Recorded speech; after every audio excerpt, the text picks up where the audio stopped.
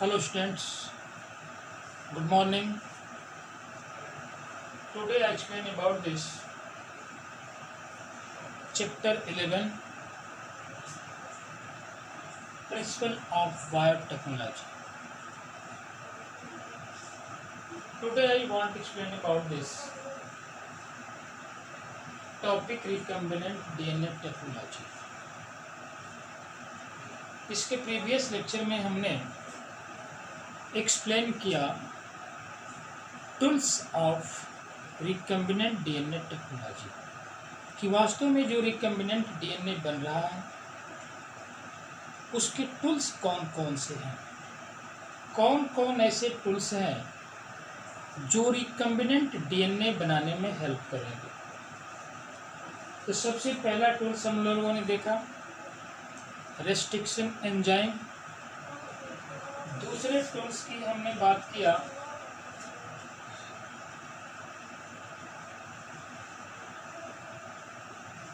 Polymerase enzyme.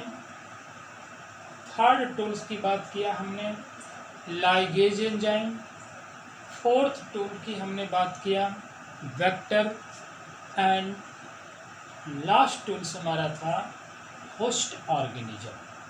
Understand, ये जो है डीएनए रिकम्बिनेंट डीएनए के टूल्स थे जिसके हेल्प से हम एक रिकम्बिनेंट डीएनए बनाएंगे।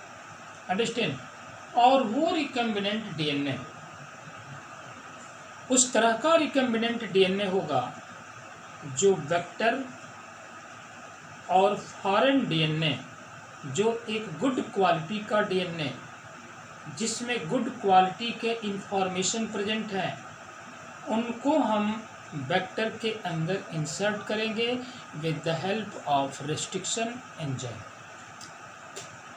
जब रेस्ट्रिक्शन एंजाइम्स के हेल्प के थ्रू जब इसके अंदर इंसर्ट करेंगे तो जब वेक्टर का डीएनए ऑलरेडी आपका रेप्लिकेशन करेगा तो हमारा एलियन या फॉरेन डीएनए भी उसके साथ साथ अपने रेप्लिका बना लेगा।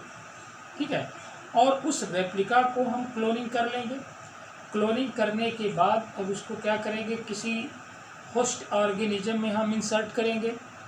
उस ऑर्गेनिज्म में इंसर्ट करेंगे जिस ऑर्गेनिज्म की क्वालिटी और क्वांटिटी दोनों चेंज करना है, उसके प्रोडक्शन को हाई करना है, हाई यील्ड प्रोडक्शन स्पीसीज का फॉर्मेशन करना है।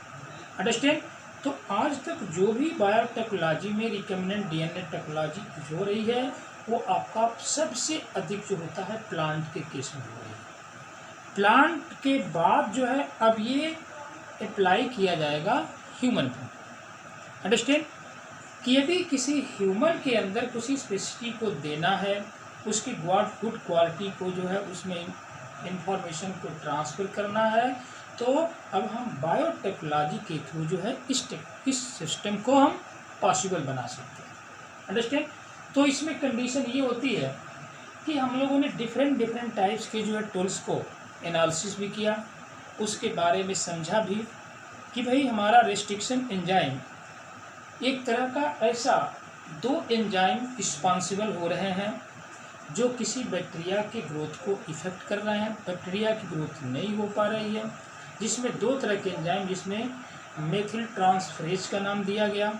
ये मेथिल ट्रांसफरेज क्या किया कि डीएनए के ग्वानिन और साइटोसिन से जाके बाइंड कर गया, जिससे कि जो आप पढ़ते हैं सेंट्रल डोग्मा की कंडीशन, और सेंट्रल डोग्मा में ये आपका डीएनए ये चेंज हो रहा है आपका आरएनए, और आरएनए चेंज हो रहा है प्रोटीन।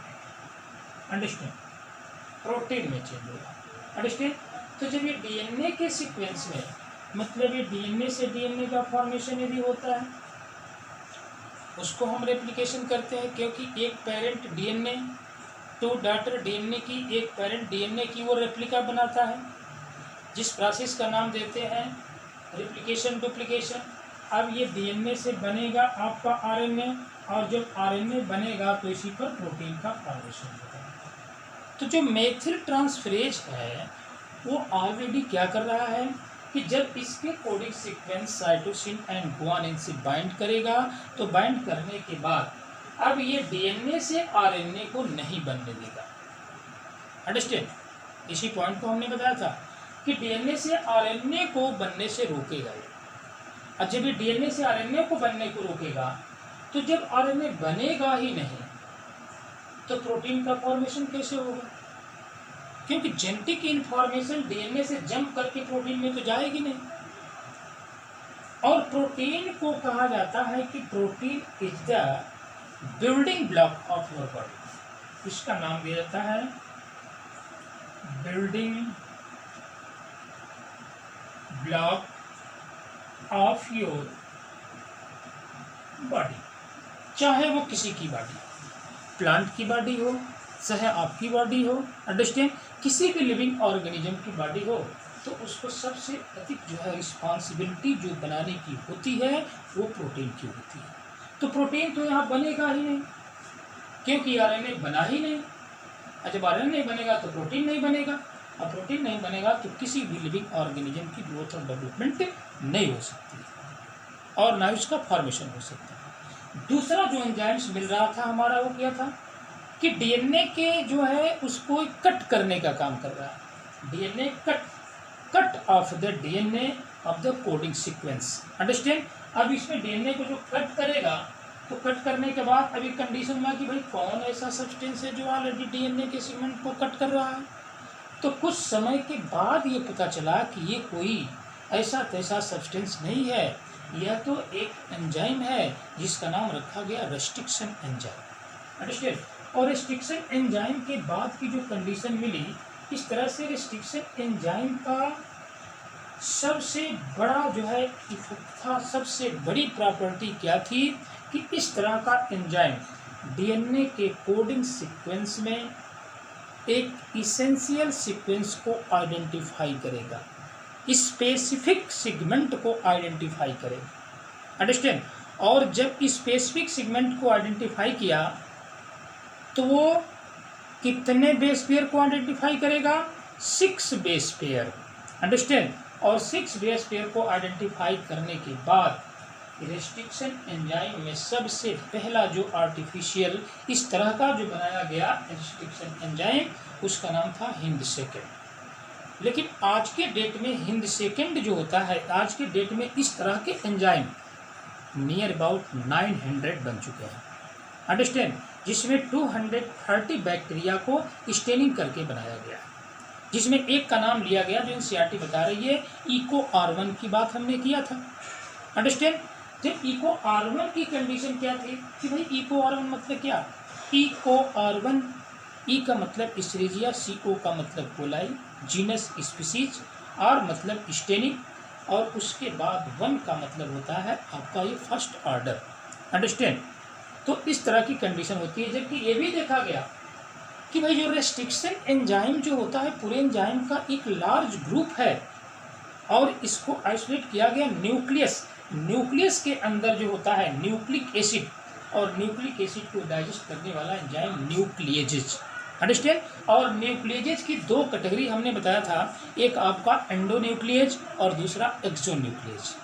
एक्सोन्यूक्लिएज जो होता है एक उस सीक्वेंस के टर्मिनल पॉइंट पे कट करता है, जबकि इंडोन्यूक्लिएज जो होता है विद इन द डीएनए उसके अंदर कट करेगा एक स्पेसिफिक सीक्वेंस को। अंडरस्टैंड? आइडेंटिफाई करेगा और तब उसको कट करने का काम करेगा। अंडरस्टैंड?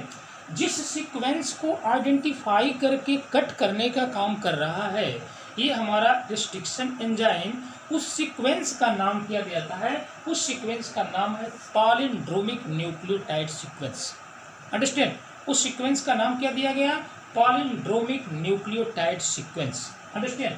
अब आइए हम लोग देखते हैं कि वास्तव में पॉलिंड्रोमिक न्यूक्लियोटाइड सीक्वेंस है क्या, और डीएनए में जो रेस्ट्रिक्शन एंजाइम जो इंडोन्यूक्लिएज और एक्सोन्यूक्लिएज जो इसके स्पेसिफिक सेगमेंट को आइडेंटिफाई करके रिकॉग्नाइज करके जो कट करने का काम कर रहा है, वो उसके कट करने का प्रोसेस क्या है और कैसे एक एलियन डीएनए विक्टर डीएनए के साथ जो है ज्वाइंट होता है और ज्वाइंट होकर के रिकम्बिनेंट डीएनए बनाता है। इस प्रोसेस को समझते हैं। अंडरस्टैंड? तो सबसे पहले हम लोग ये देखेंगे कि यहाँ पे 2 point, action of restriction enzyme. Understand? इसमें नाम दिया गया action of restriction enzyme.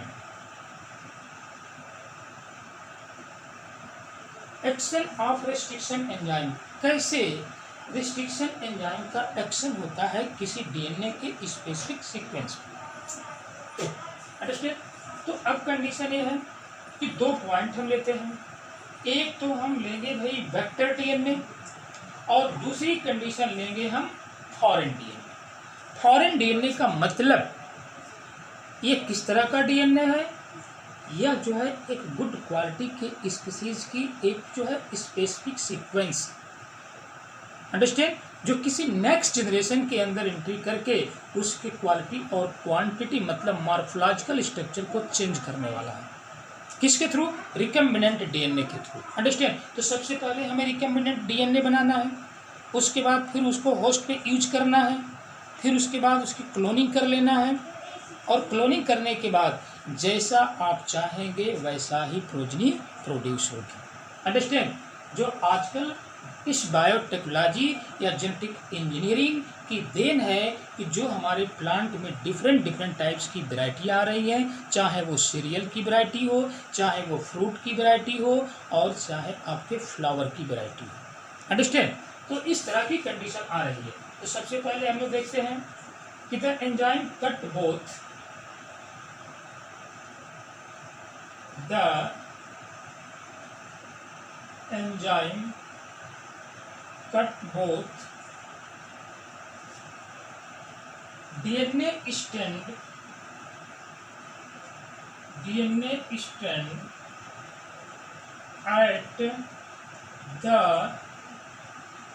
at the same site,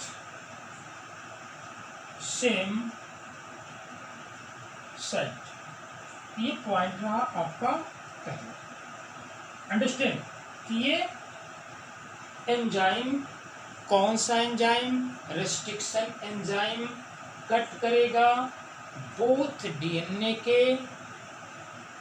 strand को सेम साइट पे कट करेगा। कैसे कट करेगा भाई, इसको अभी हम लोग देखते हैं। अब यहाँ पे थोड़ा सा राइट कर दीजिए, ठीक है। अब दूसरी कंडीशन है Eco R1 cut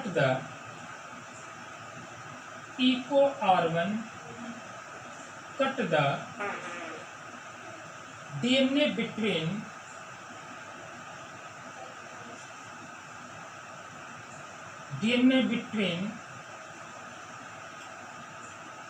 bases G and A। ध्यान दीजिएगा थोड़ा सा, G और A के बीच में, अंडरस्टैंड। G और A के ये बीच में कट कर रहा है। Only when the sequence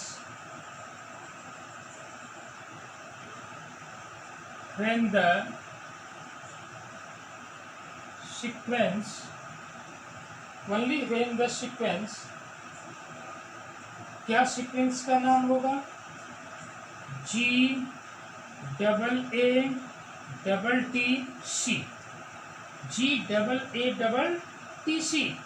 is present in the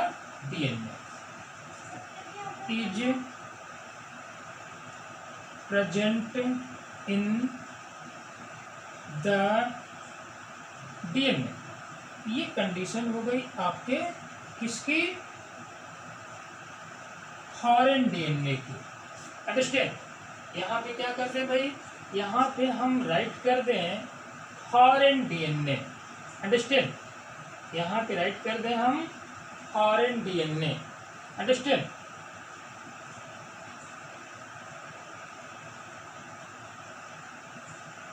foreign DNA, और इधर जो है वेक्टर डीएनए, वेक्टर, ठीक है।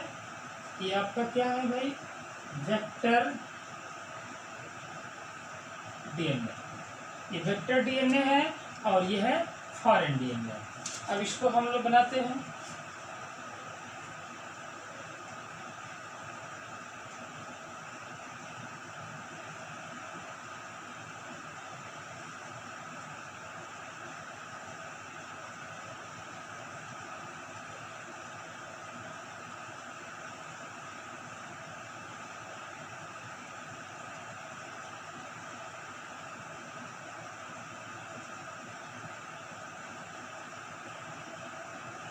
इस तरह की पोजीशन, या इसको और छोटा कर दें,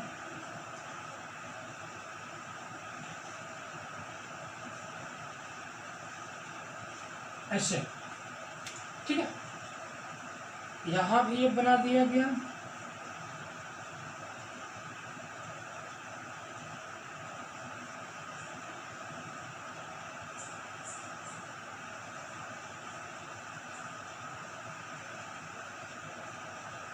इस तरह की पोजीशन, ठीक है। और यहां पे प्रेजेंट है आपका GAATC,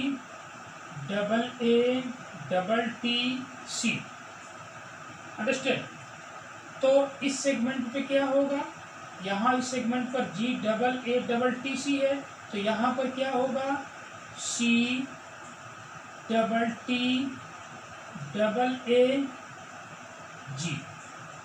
इस तरह की पोजीशन हो गई। एंटी पैरेलल सीक्वेंस की कोई कंडीशन यहाँ पे होती है, GAATC,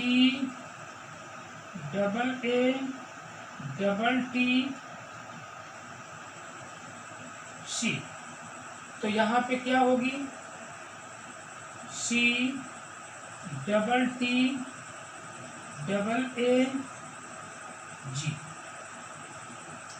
अंडरस्टैंड। यहाँ पर क्या होगी, ये कंडीशन हो जाएगी। अरे बात समझ में। अब कंडीशन क्या होगी कि अब ये आपका वेक्टर डीएनए और ये है आपका फॉरेन डीएनए, अंडरस्टैंड। और ये इसका पॉलिंड्रोमिक न्यूक्लियोटाइड सीक्वेंस, और ये पॉलिंड्रोमिक न्यूक्लियोटाइड सीक्वेंस इसका नाम क्यों दिया गया, क्योंकि रेस्ट्रिक्शन एंजाइम यहाँ से रीडिंग करता हुआ आया और यहाँ पे स्पेसिफिक सीक्वेंस को आइडेंटिफाई कर दिया, रिकॉग्नाइज कर दिया, तो इसीलिए इसका नाम पड़ गया recognizing sequence, recognize sequence, understand. और रिकॉग्नाइज सीक्वेंस में पूरा ये सिस्टम आ जाएगा पॉलिंड्रोमिक न्यूक्लियोटाइड सीक्वेंस, यह भी आपका पॉलिंड्रोमिक न्यूक्लियोटाइड सीक्वेंस, अंडरस्टैंड। लेकिन सबसे पहला पॉइंट ये क्या कर रहा है कि the enzyme cut both DNA, दोनों डीएनए को, ठीक है, स्टार्ट, ठीक है, दोनों DNA strand at the same site, same site पे करेगा। दूसरी कंडीशन ये क्या कर रहा है कि Eco R1 cut the DNA between, ये तो आइडेंटिफाई कर दिया भाई, अंडरस्टैंड। इको R1 भी एक आपका रेस्ट्रिक्शन एंजाइम, अंडरस्टैंड। अब ये क्या किया कि ये DNA between base G and A, मतलब G और A के बीच में कट करेगा। एक जो है यहाँ पे कट करेगा और एक यहाँ कट करेगा, अंडरस्टैंड। एक यहाँ कट कर रहा है तो दूसरा जो है यहाँ कट कर रहा है। उसके बाद एक जो है यहाँ कट करेगा, तो दूसरी कंडीशन क्या होगी, ये दूसरी कंडीशन क्या होगी, ये यहाँ कट करेगा, अंडरस्टैंड, यहाँ कट कर रहा। तो इस तरह की पोजीशन होती है आपका क्या कि अब ये आपका जो है सेम बेस पेयर पे, सेम साइट पर, अंडरस्टैंड, ये कट करने का काम करेगा। और पूरे सीक्वेंस में किसके किसके बीच कट करेगा, G एंड A के बीच कट करेगा, ठीक है। तो अब G एंड A के बीच यदि कट कर रहा है ये, तो कंडीशन क्या हो रही है कि ये आपका जो है ये पूरा पोजीशन और उसके बाद ये आपका पूरा पोजीशन, ये कट कर दिया। यहाँ जो है इसका G और A, यहाँ भी G और A के बीच में, अंडरस्टैंड, यहाँ भी आपका G एंड A के बीच में, इस तरह से कट कर दिया। तो दूसरी कंडीशन में कैसे कट करेगा भाई आपका, अब दूसरी पोजीशन में ये आपका जो है यहाँ से इस पॉइंट से कट करेगा।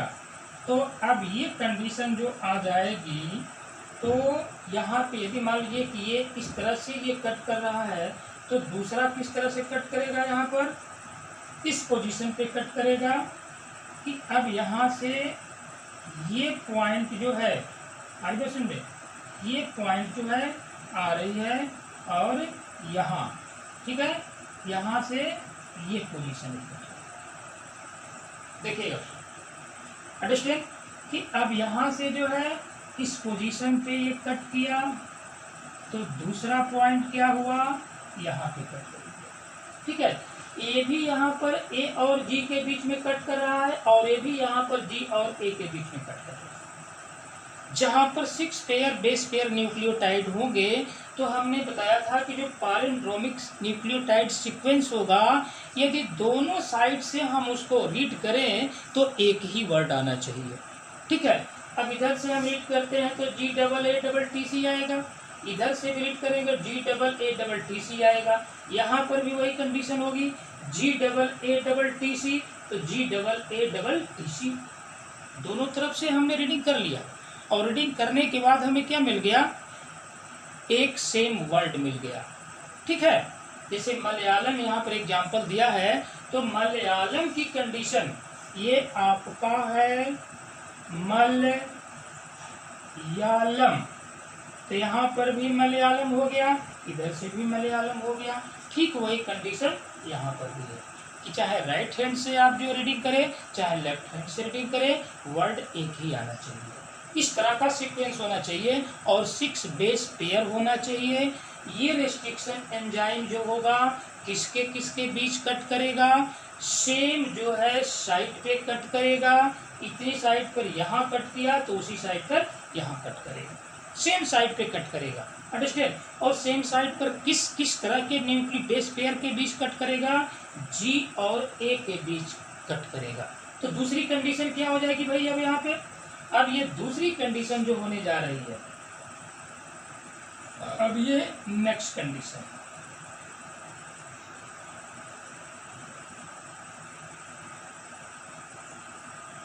इस तरह की पोजीशन। अब यहां पर भी आपका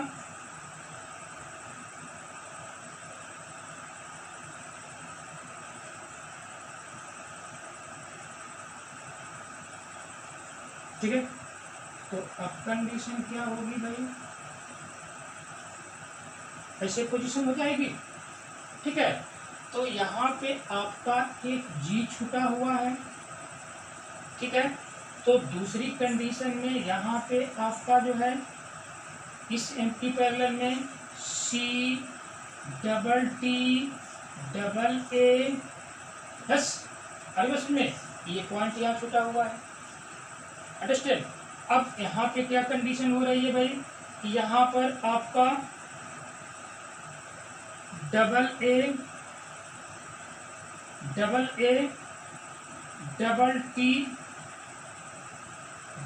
टी और सी।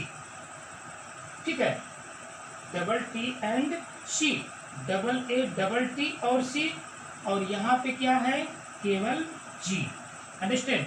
तो ये जगह खाली हो गई, यहाँ पे आपका जो है ये जगह खाली हो गई, अंडरस्टैंड। तो अब कंडीशन क्या हो जाएगी भाई, अब देखिएगा थोड़ा। अब इसको हमने क्या कर दिया, एक दूसरे से जोड़ दिया, इसको और इस सेगमेंट को, दोनों को। ठीक है, अब देखिए क्या कंडीशन आती है कि अब जो तीसरा पॉइंट होगा,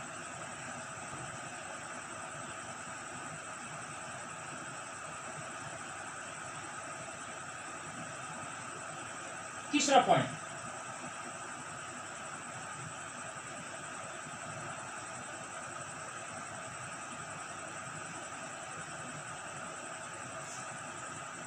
इस तरह की पोजीशन, ऐसे यहाँ पे।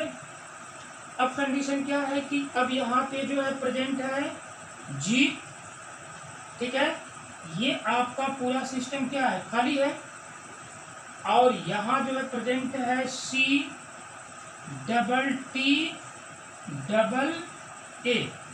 अंडरस्टैंड। तो अब यहाँ पे क्या है, केवल जी पड़ा हुआ है, जी।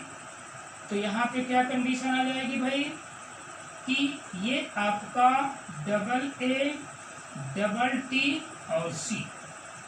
ठीक है, तो अब ये पॉइंट जो है कहाँ चला आएगा, इसका इसकी जगह पे चला आएगा, और ये पॉइंट कहाँ चला जाएगा, इसकी जगह पे चला जाएगा।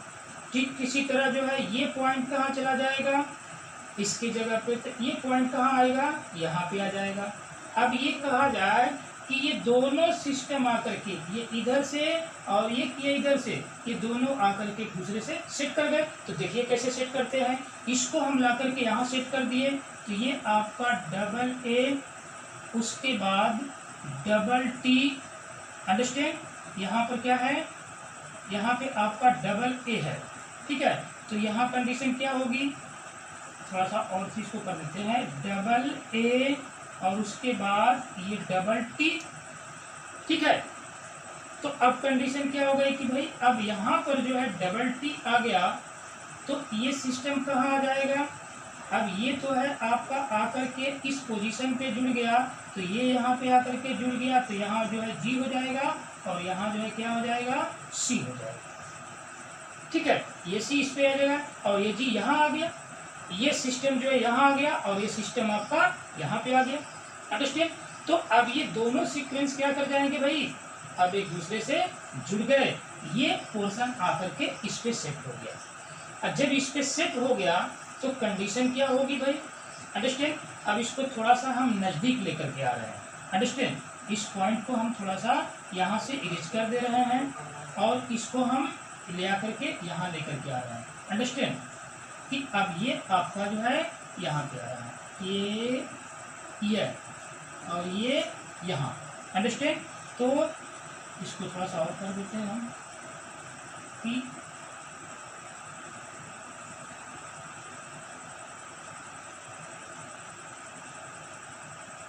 ऐसे, ठीक है। तो अब कंडीशन ये आपका डबल ए डबल टी और सी हो गया, तो इसका जो है यहाँ पर आकर के जी जुड़ गया, अंडरस्टैंड। और जब ये जी जुड़ गया तो ये आपका फॉरेन डीएनए का और ये रह गया आपका वेक्टर डीएनए का, दोनों के सेगमेंट आपस में जुड़ गए, तो इस पूरे सिस्टम का नाम दिया गया, ये जो है पूरा सिस्टम हो गया आपका कौन, इसी का नाम दिया गया रिकम्बिनेंट डीएनए। ये बन गया आपका रिकम्बिनेंट डीएनए, अंडरस्टैंड। ये बन गया आपका रिकम्बिनेंट डीएनए। अच्छा, अब ये रिकम्बिनेंट डीएनए बन गया, तो अब इसको हम अप्लाई करेंगे किसके अंदर, वेक्टर के अंदर, किसी अदर वेक्टर्स के अंदर, जो यहाँ पे आपका नेक्स्ट पॉइंट में दिया है, अंडरस्टैंड। इतनी बात समझ में आ रही। ये आपका जो है 5 प्राइमर है, तो ये आपका 3 प्राइमर है, यहाँ पर ये 5 प्राइमर है, तो ये आपका 3 प्राइमर। उसी तरह से ये आपका जो है 5 प्राइमर है, ये कंडीशन क्या हो गई 3 प्राइमर की, और ये 3 प्राइमर है, ये कंडीशन हो गई 5 प्राइमर की, अंडरस्टैंड। इस तरह का कंडीशन बन जाता है आपका, मतलब वेक्टर डीएनए का जो है सेगमेंट फॉरेन डीएनए के सेगमेंट से जुड़ गया, और इसको जुड़ने का काम, स्टिकी करने का काम किसने किया, कौन जुड़ा, ये एंजाइम आपका है जिसका नाम है स्टिकी एंजाइम के नाम से, और ये है आपका लाइगेज, अंडरस्टैंड। इसका नाम क्या दिया जाएगा, लाइगेज एंजाइम, अंडरस्टैंड। और यही हो गई आपकी स्टिकी इंड हो गई, अंडरस्टैंड, जहां पर आकर के ये दोनों जुड़ जाए, अंडरस्टैंड। तो ये पूरा पोर्शन आपका क्या हो गया, रिकम्बिनेंट डीएनए बन गया, अंडरस्टैंड। अब ये रिकम्बिनेंट डीएनए बनने के बाद की कंडीशन क्या होगी भाई, अब थोड़ा सा एक और पॉइंट हम लोग देख लेते हैं कि अब यहाँ से आपका रिकम्बिनेंट डीएनए जब बन गया, तो अब कंडीशन है ये आपका जो है फॉरेन डीएनए, इस तरह की पोजीशन, ये पोजीशन आपका क्या है, फॉरेन डीएनए।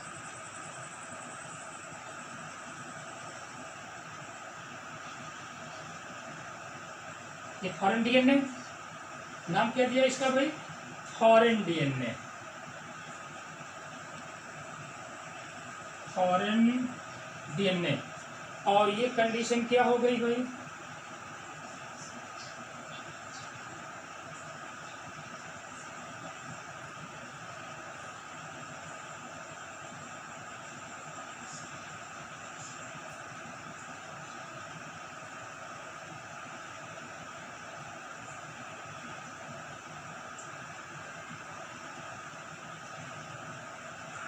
इस तरह कंडीशन हो गई। अब ये हो गया आपका vector DNA, vector DNA plasmid, ठीक है। ये क्या हो गया, प्लाज्मिड एक वेक्टर डीएनए, और प्लाज्मिड के पास जो होता है, बैक्टीरिया के पास एक एक्स्ट्रा सर्कुलर डीएनए होता है जिसको हम नाम क्या देते हैं, प्लाज्मिड। और प्लाज्मिड जो है ये वेक्टर का काम करता है, ठीक है। और दूसरी कंडीशन में क्या हो गई भाई आपका, कि अब यहाँ पर इसको कटिंग करेंगे बोथ दोनों को, क्योंकि एक बात और ध्यान देना है कि चाहे वो फॉरेन डीएनए का सेगमेंट को कट करना हो, चाहे वेक्टर डीएनए के सेगमेंट को कट करना हो, आप रेस्ट्रिक्शन एंजाइम केवल एक ही यूज करेंगे, अंडरस्टैंड। यदि अलग अलग आपने यूज कर दिया तो वहां पर ये इनका कट अलग अलग सेगमेंटों पे हो जाएगा और वहां पर रिकम्बिनेंट जो है बनना मुश्किल हो जाएगा, ये ध्यान रहे, अंडरस्टैंड। कि सेम जो है रेस्ट्रिक्शन एंजाइम भी यूज होगा इन दोनों को कट करने के लिए, अंडरस्टैंड। दूसरी कंडीशन क्या होती है कि अब यहाँ पर वेक्टर डीएनए को तीसरी कंडीशन में आप ये क्या करेंगे भाई, कि अब यहाँ से आप जो है इसको फिर जो है कट करेंगे, इस तरह की पोजीशन, ठीक है। तो अब ये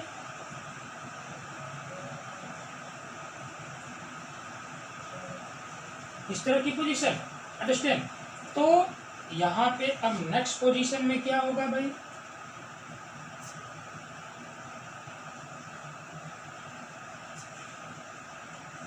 ठीक है। आपने यूज किया किसको, रेस्ट्रिक्शन एंजाइम को कट करने के लिए। तो यहाँ पर जो रेस्ट्रिक्शन, जिसे मान लीजिए कि सपोज करिए यहाँ पर क्या है, स्पेसिफिक सीक्वेंस है, और यहाँ पर भी क्या है, स्पेसिफिक सीक्वेंस है, अंडरस्टैंड। इसको हमने यहाँ से कट कर दिया, यहाँ से कट कर दिया, और इसको हमने यहाँ कट कर दिया, अंडरस्टैंड। यहाँ पे कट कर दिया, अंडरस्टैंड। तो अब हमने जब इसको यहाँ पे कट कर दिया तो इसको हम उठा करके यहाँ पे ला करके सेट कर देंगे, क्योंकि ये फॉरेन डीएनए का सेगमेंट है और ये क्या है, वेक्टर डीएनए, अंडरस्टैंड। तो जब ये फॉरेन डीएनए का सेगमेंट है तो इसको आपने क्या कर दिया कि अब इसको आकर के यहाँ पे जोड़ दिया, अंडरस्टैंड। यहाँ पे आपने इसको ला करके जोड़ दिया, अंडरस्टैंड। अब जब ये जोड़ेंगे तो कंडीशन क्या होगी भाई, कि अब जोड़ने का काम यहाँ कौन करेगा, इस फॉरेन डीएनए के सेगमेंट को वेक्टर डीएनए में कट करने के बाद जो जोड़ने का काम करेगा वो आपका जो है लाइगेज, अंडरस्टैंड। क्या नाम दिया जाएगा इसका, लाइगेज, अंडरस्टैंड, लाइगेजेस एंजाइम, ठीक है। अब ये लाइगेजेस एंजाइम क्या होगा भाई, कि अब ये ऑलरेडी जो है बन गया आपका, मिक्स हो गया, रिकम्बिनेंट डीएनए बन गया। तो जब ये आपका वेक्टर डीएनए का जो है जीनोम रिप्लिकेशन जब करेगा तो उसके साथ साथ आपके फॉरेन डीएनए भी रिप्लिकेट करके रेप्लिका बना लेगा। इसकी सहायता से आपका फॉरेन डीएनए का सेगमेंट जो है वेक्टर डीएनए के सेगमेंट के साथ जो है रेप्लिकेट करके उसकी रेप्लिका वो भी तैयार कर लेगा, अंडरस्टैंड। अच्छा, रेप्लिका तैयार कर लिया तो ये आपका क्या हो गया कि लाइगेज ज्वाइन फॉरेन डीएनए, तो ऑलरेडी इसमें लाइगेज क्या कर गया, फॉरेन डीएनए को जोड़ दिया। और फॉरेन डीएनए को जोड़ने के बाद अब इसको हम ट्रांसफर करेंगे बैक्टीरिया के अंदर। किस बैक्टीरिया के अंदर, इसका नाम है इकोलाई, अंडरस्टैंड। ये जो है इकोलाई बैक्टीरिया है, अंडरस्टैंड। और यहाँ पे क्या कंडीशन है भाई, कि अब इस पूरे सिस्टम को हमने क्या कर दिया, इसके अंदर ट्रांसफर कर दिया, ठीक है। अब जब ये ट्रांसफर कर दिया तो मान लीजिए कि ये ट्रांसफर हो गया, अंडरस्टैंड। अब जब ट्रांसफर होगा तो अब ये क्या करेगा, अब यहाँ पर सेल क्या करेगी, डिवाइड होगी। ये किसकी सेल है, इकोलाई की सेल है। इकोलाई की सेल क्या करेगी, यहाँ पे डिवाइड होगी, बाइनरी फ्यूजन करेगी, मल्टीपल फ्यूजन करेगी, तो डिवाइड हो जाएगी। तो अब ये क्या कर गई, अब ये 2 डॉटर सेल में डिवाइड हो गई, अंडरस्टैंड। और जब 2 डॉटर सेल में डिवाइड हो गई तो अब इसका सेगमेंट जो होगा इन दोनों डॉटर सेल में एंट्री कर जाएगा। अंडरस्टैंड। इस तरह से हम इसको डिवाइडेशन करा करके क्या कर लेंगे, कल्चरल मीडिया में इसको हम क्लोनिंग कर लेंगे, क्लोन बना लेंगे। और क्लोन क्या होता है, मॉर्फोलॉजिकली एंड जेनेटिकली सिमिलर होता है।